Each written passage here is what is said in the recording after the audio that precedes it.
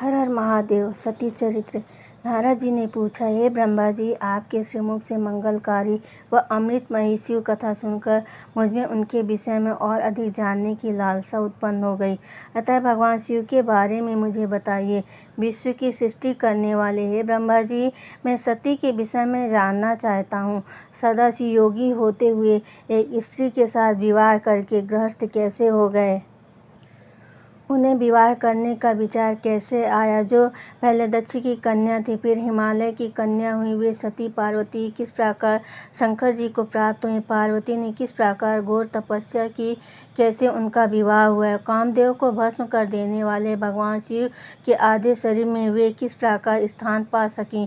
उनका अर्धनारीश्वर रूप क्या है? हे प्रभो, आप ही मेरे इस प्रश्न के उत्तर दे सकते हैं। आप ही मेरे संशयों का निवारण कर सकते हैं।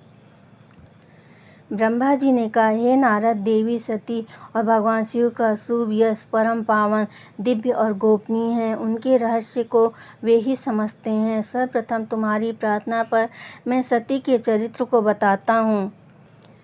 पहले मेरे एक कन्या पैदा हुए, जिसे देखकर मैं काम पीड़ित हो गया। तब रुद्र ने धर्म का स्मरण कराते हुए मुझे बहुत धिक्कारा। फिर वे अपने निवास कैलाश पर्वत को चले गए।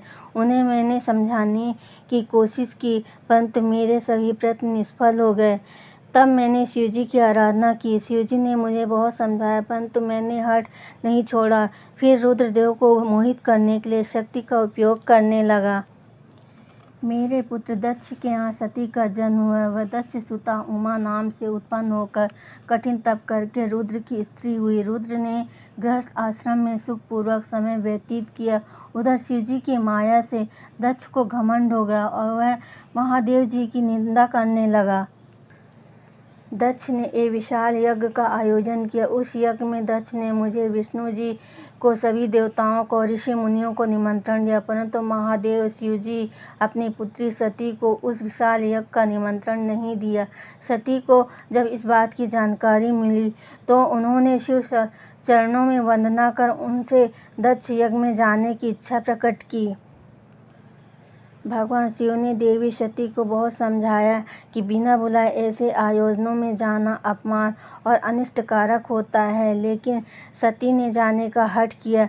शिव ने भावी को देखते हुए आज्ञा दे दी। शिव सर्वज्ञ हैं। सती पिता के घर चली गई। वहाँ यज्ञ में महादेव जी के लिए भाग न देखकर अपने पिता के मुख से अपने पति की घोर निंदा सुनकर उन्हें बहुत क्रोध आया। वे महादेव की निंदा सहन नहीं कर सकीं और उन्होंने उसी यज्ञ कुंड में कूदकर अपने शरीर का त्याग किया।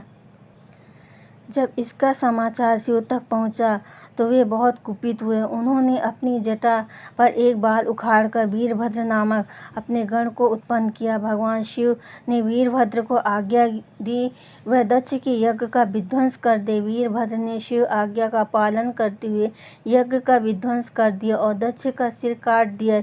इस उपद्रव को देखकर सभी लोग भगवान शिव की प्रार्थना करने लगे।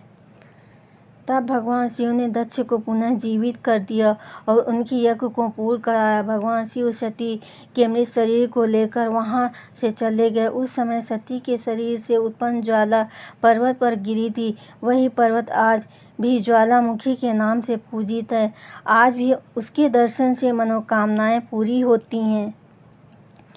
वह सती दूसरे जन्म में हिमाचल के घर में पुत्री रूप में प्रकट हुई, जिनका नाम पार्वती था। उन्होंने कठोर तप द्वारा पुनः महादेव शिव को अपने पति के रूप में प्राप्त कर लिया। हर हर महादेव।